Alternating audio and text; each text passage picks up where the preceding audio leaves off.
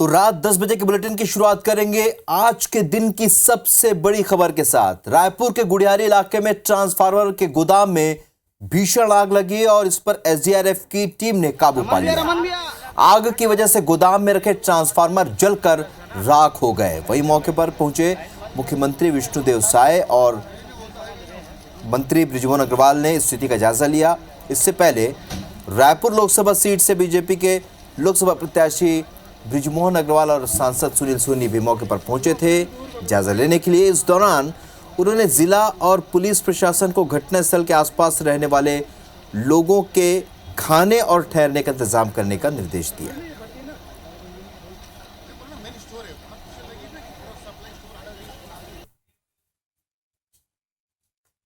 रायपुर के गुड़ियारी इलाके में सीएसईबी स्टोर में जो आगजनी हुई थी उससे काफ़ी राहत वाली खबर है, क्योंकि हम लगातार आपको तस्वीर दिखा रहे थे। जो आग का एपी सेंटर है, जो केंद्र था आग का, वो वहाँ पर जो आगजनी थी वो काफ़ी नियंत्रित हो चुकी है। अभी तक 20 से 25 फुट ऊंची आग वहाँ से लपटें उठ रही थी, लेकिन अब देखेंगे सिर्फ धुआं वहाँ दिखाई दे रहा है। 2-4 फुट ऊंची ही लपटें हैं जो यहाँ से दिखाई दे रही है, लेकिन जो टीन का शेड आपको दिखाई दे रहा है, फायर ब्रिगेड की टीम वहाँ तक पहुँच चुकी है। लोग यहाँ से लौट रहे हैं, तो कहीं ना कहीं पावर ग्रिड को बचाने में सफलता मिली है। ये बात अलग है कि पावर कट है, पूरे इलाके में बिजली बंद है, पानी का सप्लाई प्रभावित हो रहा है, लेकिन आगजनी जो है काफ़ी नियंत्रित हो गई है। जो धुआं पूरे शहर में फैल रहा था वो भी काफ़ी कंट्रोल में आ चुका है। मैदान में लगी हुई दूर आपको हम दिखाते हैं जूम करके। नज़ीर खान हमारे साथ है, सीनियर कैमरा पर्सन। तो देखिए ये छोटी छोटी आग लगी है, लेकिन ये आग फैल रही नहीं है। तो लगातार सभी जो छोटे छोटे टुकड़े हैं जहां पर आग लगी हुई है सभी को नियंत्रित किया जा रहा है। तो कुल मिलाकर आप बेकाबू होने जैसी स्थिति नहीं है। जो मजबा लगा था लोगों का वो भी यहां से लौटने लगा है। बड़ी आग इसलिए कि पहुंचने में काफ़ी समय लग गया दमकल को। टिकरापारा से पहुंचने में लगभग 20 मिनट लगा, तब तक आग फैल चुकी थी। पानी वाली क्योंकि पानी से बुझाया नहीं जा सकता था बिजली की आग को, इसलिए लोग भी डर रहे थे और इसी कारण से आग फैली है। तो ये दुर्घटना एक बड़ी हो सकती थी, जानहानि नहीं हुई है, लेकिन एक बड़ी दुर्घटना ने पोल खोल कर रख दिया। उम्मीद करते हैं कि रायपुर का जिला प्रशासन, नगर निगम और सबसे महत्वपूर्ण एसडीआरएफ के जो लोग हैं, अधिकारी हैं, वो इससे सबक लेंगे और रायपुर में सभी तरफ फायर सब स्टेशन छोटे छोटे बनाए जाएं, ताकि कहीं भी आग लगती है काल फायर ब्रिगेड पहुंचे और आग पर समय पर नियंत्रण पाया जा सके। कैमरामैन नज़ीर खान के साथ संदीप शुक्ला, IBC 24 रायपुर।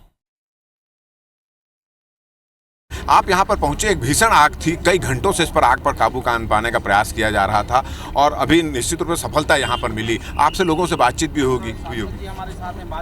देखिए ये एक बड़ी घटना घटित हुई है, परंतु भगवान का शुक्र है कि इसमें कोई कैजुअलिटी नहीं हुई और हजारों ट्रांसफार्मर, उसमें भरा हुआ ऑयल, तो ये तो आग के मुहाने पर पूरा मामला था, परंतु उसके बाद भी अग्निशमन दल ने इसको नियंत्रित किया है। इस संबंध में विभागीय अधिकारियों से, बिजली विभाग के अधिकारी से, नगर निगम के अफसरों किसी से आपकी बातचीत हुई, कोई दिशा निर्देश दिया? बातचीत हुई है और बातचीत कर यहाँ पर कलेक्टर भी, यहाँ पर एसपी, नगर निगम के कमिश्नर, सबको कहा है कि इस बात की चिंता करें कि बस्ती की तरफ किसी भी प्रकार से आग ना पहुंचे। हमारे साथ सांसद सुनील सोनी भी यहाँ पर मौजूद हैं, उनसे बातचीत करेंगे। यहाँ पर आग लगी, आप यहाँ पर आए थे, इस संबंध में अधिकारियों की कोई बातचीत हुई? किस बार आग लगी, क्या कुछ देखिए, अधिकारियों को इसमें रात में भी जो है इसको नज़र रखना होगा, क्योंकि जो सैकड़ों की मात्रा में जो है ट्रांसफार्मर है जो विस्फोट हो रहे हैं और ऑयल जो है वो कभी भी भगभगा सकता है। तो इस पर नज़र रखने की ज़रूरत है, क्योंकि घनी बस्ती है, पीछे में रामनगर है, लक्ष्मण नगर है, भरत नगर है, इधर भी बस्ती है। तो चारों तरफ जो है एक दहशत का माहौल है। लोगों ने अपने घर से गैस सिलेंडर निकाला, कपड़े निकाले, ताकि जो है अप्रिय घटना न घटे। चलिए, तो इनका कहना है कि आग पर काबू पा लिया गया है, मगर अभी भी खतरा टला नहीं और अफसरों को यह निर्देश दिया गया है कि सावधानी बरतें और किसी प्रकार के किसी को तकलीफ ना हो और जिससे प्रभावित जो आसपास की बस्ती हैं उन पर भी किसी प्रकार की कोई असुविधा ना हो, इसका ध्यान देने के निर्देश दिए गए हैं। कैमरामैन नज़ीर खान के साथ राजेश मिश्रा, IBC 24 रायपुर। तो रायपुर के कोटा इलाके में मौजूद CSEB के यार्ड में लगी भीषण आग पर एसडीआरएफ और दमकल विभाग की टीम ने काबू पा लिया है। आग लगने के बाद से चलाए गए रेस्क्यू ऑपरेशन के दौरान सीएम के सचिव P दयानंद, रायपुर के कलेक्टर गौरव सिंह और एसएसपी संतोष सिंह मौके पर मौजूद रहे। इस दौरान मुख्यमंत्री के सचिव पी दयानंद ने कहा कि घटना बेहद दुखद थी और बड़ी थी। राहत की बात यह है कि कोई जनहानि नहीं हुई। उन्होंने कहा कि कलेक्टर ने राहत कार्य के निर्देश दिए हैं। घटना कैसे हुई इसकी जांच कराई जाएगी। सीएसबी स्टोर और सब स्टेशन के पास लगी आग पे लगभग पूरे तरीके से नियंत्रण हो चुका है। आप देखेंगे आग की लपटें पूरे तरीके से खत्म हो चुकी है। इतनी भीषण आग जली थी कि खुद सीएम सचिव पी दयानंद, रायपुर कलेक्टर गौरव सिंह समेत एसएसपी संतोष सिंह यहाँ पर मौके पे पूरे समय मौजूद रहे। कारण इसका स्पष्ट क्या पता चल पाया सर? कारण तो अब तक पता नहीं चला है। अपने पास सबसे बड़े अब चैलेंज अभी था आग को नियंत्रण करना, तो सौभाग्य की बात है काफ़ी हद तक कंट्रोल कर लिया गया है। कोई जनहानि नहीं हुई, ये सबसे खुशी की बात है। कुछ जांच के निर्देश दिएंगे सर? हाँ, किस कारण से लगा है उसका जांच का निर्देश है। सर, ये रायपुर महानगर का रूप ले चुका है। एक लंबे समय से प्लानिंग चल रही थी कि चारों कोनों पे फायर टेंडर हो। गुड़ियारी में बना भी हुआ है 10 साल से। अगर शायद 2 गाड़ियाँ यहाँ रहती तो अलग बात होती है। आज काफ़ी टाइम लगता है टिकरापारा से आने को। तो क्या फायर फाइटिंग सिस्टम में कोई अब अंतर या डिफरेंस देखने को मिलेगा? निसंदेह रूप से जब कोई ऐसी घटना होती है तो वो हमें सबक भी देती है कि भविष्य को लेकर हम और अच्छी प्लानिंग कैसे करें। लेकिन ईश्वर का वो धन्यवाद है कि इतनी बड़ी विकट आग को भी बहुत कम समय में नियंत्रण में लिया गया। सर, ये क्या समीक्षा होगी सिस्टम की? क्या नया डेवलपमेंट देखने मिलेगा फायर डिपार्टमेंट? निसंदेह रूप से कि जब भी कोई घटना होती है तो और हम उसमें क्या सुधार कर सकते हैं उस पर विचार अवश्य किया जाए। तो आग की घटना है, काफ़ी मशक्कत के बाद उसको अब कंट्रोल कर लिया गया। जिला प्रशासन, पुलिस प्रशासन की टीम ने काफ़ी चीज़ें, काफ़ी मेहनत से काम किया और आप देखें तो अभी आग भी नियंत्रण की स्थिति में है। तो सुरक्षा के लिए सर क्या निर्देश दिए हैं? देखिए, अभी इसमें एफआईआर भी दर्ज किया जाएगा और इसमें ये भी देखा जाएगा कि घटना किस तरह से हुआ है और उसमें जो भी पाया जाएगा उसके हिसाब से हर घटना एक सबक देती है। तो इसमें भी निश्चित रूप से इससे कुछ हम लोग को देखना पड़ेगा कि नई क्या चेंजेस इसमें करने की जरूरत है। पूरा इलाका सर आज तो अंधेरे में डूबा रहेगा, सुरक्षा की काफ़ी ज़रूरत रहेगी। आज हम लोग की पुलिस की टीम, जिला प्रशासन की टीम लगी हुई है जो पूरे समय जब तक आग बुझ नहीं जाएगी राउंड द क्लॉक ड्यूटी पे रहेंगे। तो बहुत बड़ी घटना है। सौभाग्य से कोई जनहानि नहीं हुई और जांच काफ़ी ज़रूरी है कि आग क्यों लगी और बुझाने में इतना समय क्यों लगा। तो शासन के सभी प्रमुख लोग, जिम्मेदार लोग यहाँ मौजूद हैं। उम्मीद करते हैं कि रायपुर का जो फायर फाइटिंग सिस्टम है, जो स्ट्रक्चर है, उस पर बदलाव होगा और आगे ऐसी घटना की पुनरावृत्ति ना हो। और अगर ऐसी घटना होती भी है तो इतनी भीषण ना हो, इसका पूरा प्रयास किया जाएगा। कैमरामैन नज़ीर खान के साथ संदीप शुक्ला, IBC 24 रायपुर। रुक करते हैं कुछ और खबरों का। छत्तीसगढ़ के बहुचर्चित कोल लेवी घोटाला मामले में जेल में बंद निलंबित IAS रानू साहू और उप सचिव सौम्या चौरसिया से पूछताछ करने के लिए ACB और EOW की टीम दूसरे दिन रायपुर सेंट्रल जेल पहुंची। टीम में एक एडिशनल SP, एक महिला TI और एक पुरुष TI शामिल हैं। आपको बता दें कि EOW ने ED के प्रतिवेदन के आधार पर एक FIR दर्ज की है, जिसकी जांच में कोल लेवी मामले के आरोपियों से पूछताछ करनी है। उसके लिए EOW ने विशेष कोर्ट में आवेदन लगाया था, जिसमें कोर्ट ने 3 दिन यानी कि 4, 5 और 7 अप्रैल को पूछताछ की अनुमति दी है। इस बीच जेल का जायजा लिया हमारे संवाददाता तहसीन जैदी ने। आर्थिक अपराध अन्वेषण ब्यूरो यानी EOW ने कोल लेवी मामले में एक FIR दर्ज की है। उसमें जो है उसके जो आरोपी हैं उनसे पूछताछ का दौर अभी चल रहा है। निलंबित महिला IAS रानू साहू समेत जो निलंबित उप सचिव हैं सौम्या चौरसिया से इसी जो महिला जेल है रायपुर की, वहाँ पे ही उनसे पूछताछ की जा रही है। और बताया जा रहा है कि ACB EOW के जो अधिकारी हैं उनको वो यहाँ पहुँचे हैं। आज दूसरे दिन यहाँ पे पूछताछ यहाँ पे करने टीम पहुँची है। अगर उसमें बात करें तो ACB EOW की तरफ से एक एडिशनल SP स्तर के अधिकारी आए हैं और एक महिला सब इंस्पेक्टर और एक पुरुष इंस्पेक्टर जो हैं। कुल 3 सदस्यीय टीम यहाँ पे आज दूसरे दिन यहाँ पहुँची है और करीब 11:30-12 बजे के बीच में ये टीम यहाँ पहुँची है। और अंदर अभी जो है रानू साहू और सौम्या चौरसिया से पूछताछ की जा रही है। बताया जा रहा है कि करीब 20 से 25 प्रश्नावली जो है का एक यहाँ पे बना के लाए हैं और उनसे पूछताछ की जा रही है। अब देखने वाली बात होगी कि आने वाले दिनों में किस तरीके से ACB EOW का रुख सामने आता है। यहाँ की पूछताछ में जो तथ्य सामने आए हैं उसके आधार पे ACB EOW कोल लेवी मामले में आगे कार्रवाई करेगी। कैमरामैन दीपक के साथ तहसीन जैदी, IBC 24 रायपुर। तो आपको बता दें कि एसीबी और ईओडब्ल्यू की टीम सेंट्रल जेल में पूछताछ लगातार कर रही है। पूर्व आईएएस रानू साहू निलंबित आईएएस के साथ और सौम्य रहस्य से पूछताछ हो रही है। कोल लेवी घोटाला मामले में ये पूरी जांच चल रही है, पूछताछ चल रही है, जिसके लिए विशेष तौर पर अनुमति भी टीम ने ली है।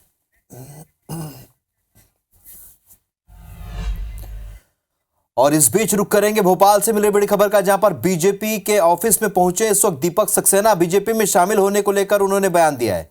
कमलनाथ जी को छोड़ने का बहुत दुख है मुझे, ये कहा है दीपक सक्सेना ने। कभी सपना नहीं देखा था कि कमलनाथ जी को मैं छोड़ूं, ऐसा कहा। मैं कमलनाथ जी का पहले से ही सिपाही था, सोचा नहीं था कि ये दिन भी आएगा। मैं मोदी जी, अमित शाह और गडकरी जी, सिंधिया जी से प्रभावित हूं, इसलिए स्वीकार कर रहा हूं। तो ये बड़ी खबर आपको बता दें कि दीपक सक्सेना बीजेपी में ज्वाइन करने के बाद आज पहली बार उन्होंने कहा कि नकुलनाथ जी से मेरी कोई नाराजगी नहीं है, कमलनाथ जी का मैं सिपाही रहा हूं। और एक तरीके से उन्होंने कहा कि बड़े नेताओं, बीजेपी के बड़े नेताओं से प्रभावित हूं। हरप्रीत कौर मेरे सहयोगी इस वक्त इस खबर पर हमारे साथ भोपाल से लाइव जुड़ रही है।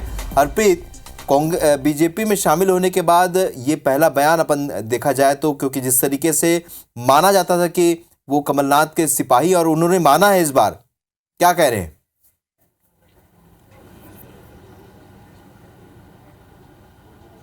बिल्कुल, देखिए करीबन 45 साल का जो साथ है आज दीपक सक्सेना का कमलनाथ के साथ छूट गया है। वो इस समय बीजेपी ऑफिस पहुंचे हैं और अब देखा जा सकता है कि मुख्यमंत्री डॉक्टर मोहन यादव पहुंचे, उनसे बात करने की कोशिश करेंगे। सर, दीपक सक्सेना जी पहुंचे हैं।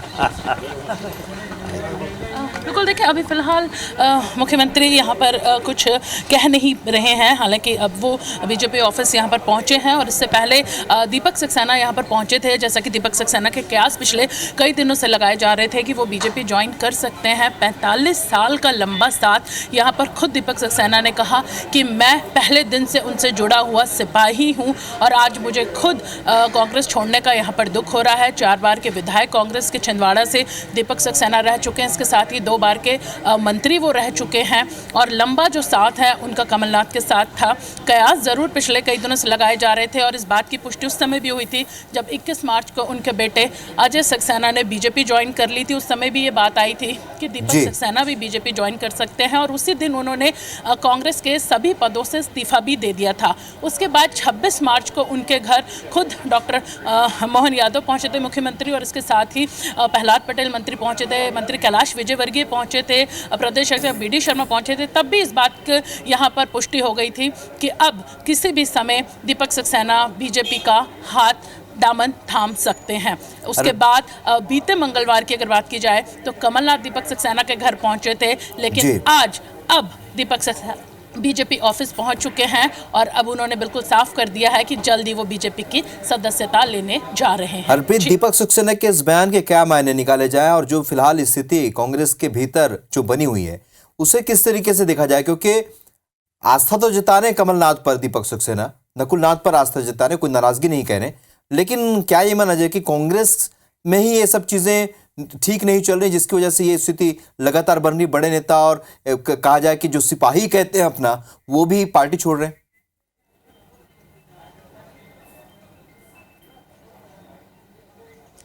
बिल्कुल, देखिए सिपाही वो होता है जो किसी भी मोर्चे पर फ्रंट पर रहकर लड़ाई लड़ता है।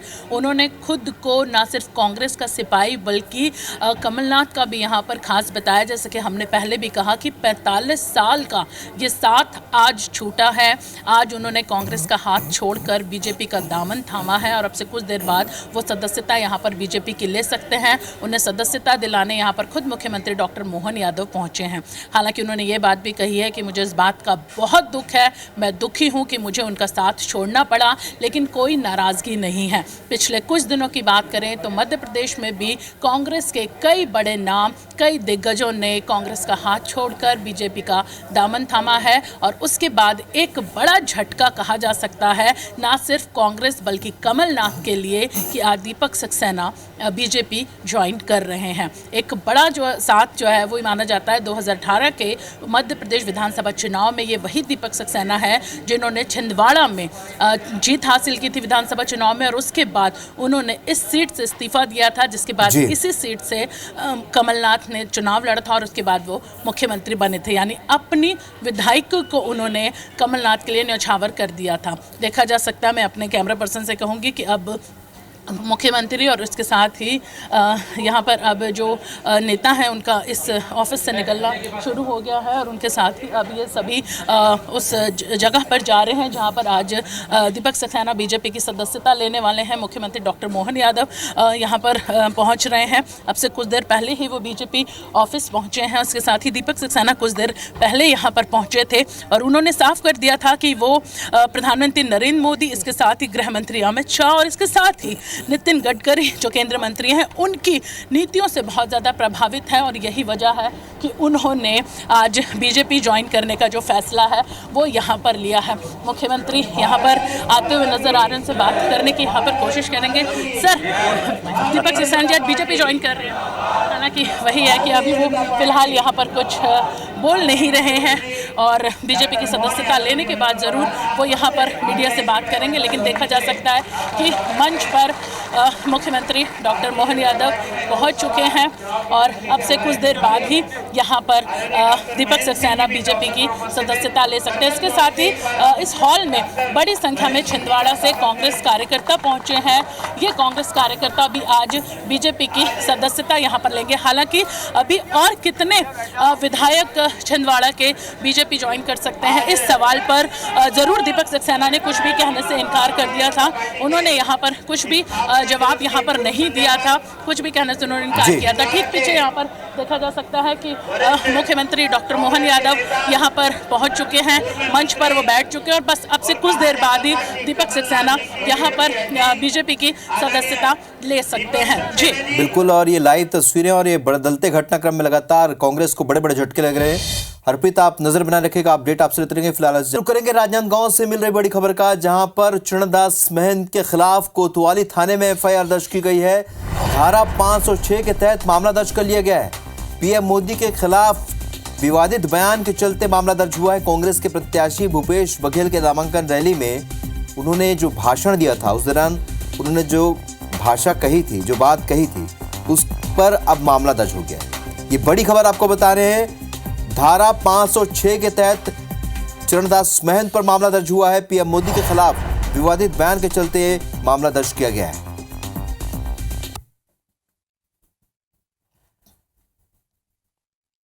एक संरक्षक चाहिए, अच्छा लाठी धर के बांधने वाला।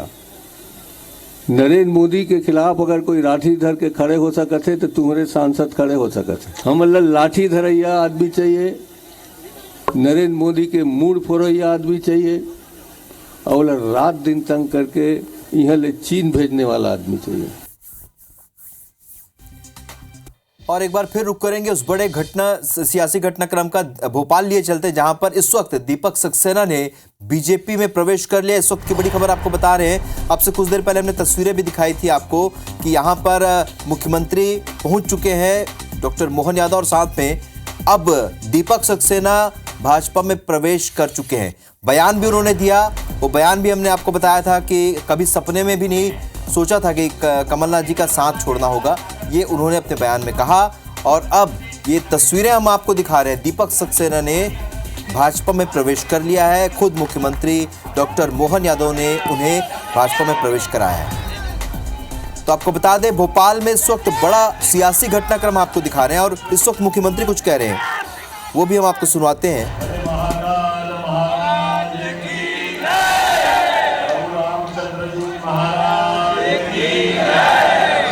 भारतीय जनता पार्टी जिंदाबाद, जिंदाबाद, जिंदाबाद, भारतीय जनता पार्टी जिंदाबाद, जिंदाबाद, जिंदाबाद।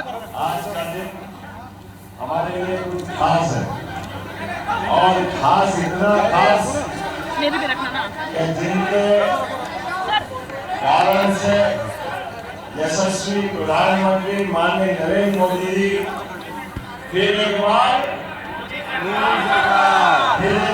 मोदी सरकार, अब की बार 400 बार, अब अपने यहाँ 29 बार बोलना पड़ेगा। अब की बार 29 बार, अब की बार 29 बार। जो हमने कहा था, परमात्मा की दया से यशस्वी हमारे शुभंकर अध्यक्ष श्रीमान विष्णुदत्त शर्मा जी, अभी उनसे मेरी बात हुई थी, दिन में भी बात हुई थी, वो स्वयं मेरे साथ उपस्थित होने वाले थे।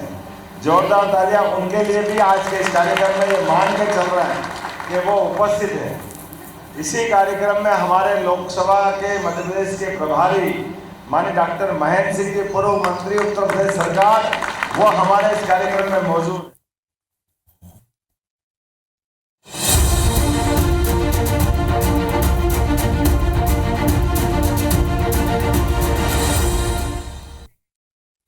छत्तीसगढ़ की राजधानी रायपुर में IBC 24 शक्ति सम्मान 2024 का भव्य आयोजन किया गया। इस कार्यक्रम में बॉलीवुड एक्ट्रेस शिल्पा शेट्टी ने छत्तीसगढ़ और मध्य प्रदेश की टॉप विमेंस अचीवर्स को सम्मानित किया है। संघर्ष से सफलता पाने वाली और अपने दम पर अपनी पहचान बनाने वाली विभिन्न क्षेत्र की 25 महिलाओं को IBC 24 शक्ति सम्मान 2024 से नवाजा गया है। महिलाओं को समर्पित IBC 24 शक्ति सम्मान 2024 के गरिमामयी कार्यक्रम में गोयल ग्रुप ऑफ कंपनीज के चेयरमैन सुरेश गोयल और MD नरेंद्र गोयल भी मौजूद रहे। तो आपको बता दें कि सम्मान पाने वालों में श्रद्धा महिला मंडल बिलासपुर की अध्यक्ष Poonam Mishra, blue door interiors की creative head Drishti Jain, Agrawal nursing home की director doctor Bharti Agrawal, cosmetic physician doctor Sumedha Srivastava, Jeevas family salon की director Sunita Agrawal, golden dreams production and Jeevesh foundation की डायरेक्टर भारती वर्मा, रायपुर की समाज सेविका रुचि शर्मा, समाज सेविका अंजू शुक्ला और सेज यूनिवर्सिटी के मैनेजिंग डायरेक्टर शिवानी अग्रवाल इसमें शामिल हैं। इसके साथ ही Ashirwad exit test tube baby centre की managing director doctor Nalini Madharia, Surguja जिले की समाज सेविका उषा अग्रवाल, कृष्णा पब्लिक स्कूल रायपुर के प्रिंसिपल प्रियंका त्रिपाठी, अदम्य साहस की मिसाल बस्तर की बहादुर बेटी Anjali Singh, Pallav India urban united की डायरेक्टर पल्लवी मनुदेव गौड़ा और रूप जीवन हॉस्पिटल की डायरेक्टर डॉक्टर रानी संगीता जैन को भी सम्मानित किया गया। शेयन आयुर्वेद पंचकर्म चिकित्सालय के director doctor Pallavi Kshirsagar, interior designer Indu Rathore, Parihar hospital Kawardha की डायरेक्टर डॉक्टर प्रियंका सिंह परिहार, पंडवानी गायिका तरुणा साहू, MMI नारायणा हॉस्पिटल की pediatric cardiologist doctor Kinjal Bakshi और आनंद हॉस्पिटल प्रसूति सर्जरी एवं ट्रामा सेंटर की डायरेक्टर डॉक्टर चांदनी चंद्राकर वर्मा को भी IBC 24 शक्ति सम्मान 2024 से सम्मानित किया गया है। अवार्ड पाने वाली सशक्त महिलाओं में आई नेत्र रायपुर के डायरेक्टर श्रेया कुठारी, केशकाल की समाज सेविका रजिया खान, फैशन डिजाइनर सुमनदीप कौर और जनरल फिजिशियन डॉक्टर पूजा हल्दर का नाम भी शामिल है। इस मौके पर गोयल ग्रुप ऑफ कंपनीज के MD नरेंद्र गोयल ने कहा कि युवा उद्यमी प्रॉफिट से पहले मेहनत पर ध्यान दें। वहीं शिल्पा शेट्टी ने कहा कि महिला होना ही अपने आप में सुपर पावर है। कई बच्चियों को आप 2008 से आपने जो अपने जितने भी विनर्स हैं उनको बहुत बहुत बधाई। ये एक अच्छा मौका था और मौके का मैंने पूरा फ़ायदा उठाया और मैं रायपुर आई हूँ और हमेशा से लोग मुझसे कहते हैं कि रायपुर में लोग मुझसे बहुत ज़्यादा प्यार करते हैं। आज देख भी लिया और मुझे यहाँ पे बुलाने के लिए Suresh ji thank you so much. हमारे युवा जितने भी उद्यमी हैं, कोई भी हम बिजनेस स्टार्ट करते हैं या कोई भी हम अपना प्रोफेशन स्टार्ट करते हैं तो सबसे पहले वो बॉटम लाइन पे जाते हैं। बॉटम लाइन होती है प्रॉफिट। ये गलत है। जैसे quality, production, cost, delivery, management और डेडिकेशन, इस तरीके की वो लाइनें अगर कवर करेंगे तो हमारी बॉटम लाइन अपने आप बन जाएगी। हम लोग बॉटम लाइन की तरफ पहले भागते हैं, इसलिए आधे उद्यमी फेल होते हैं। तो मैं आप सब लोगों से निवेदन करता हूं, अपना अनुभव शेयर कर रहा हूं कि बॉटम लाइन की तरफ मत देखिए, आप अपना कर्म कीजिए, बॉटम लाइन ऊपर वाला बना के देगा। तो रात 10 बजे की खबरों में फिलहाल इतना है, लेकिन ताज़ा अपडेट के लिए आप बने रहिए IBC 24 के साथ। नमस्कार।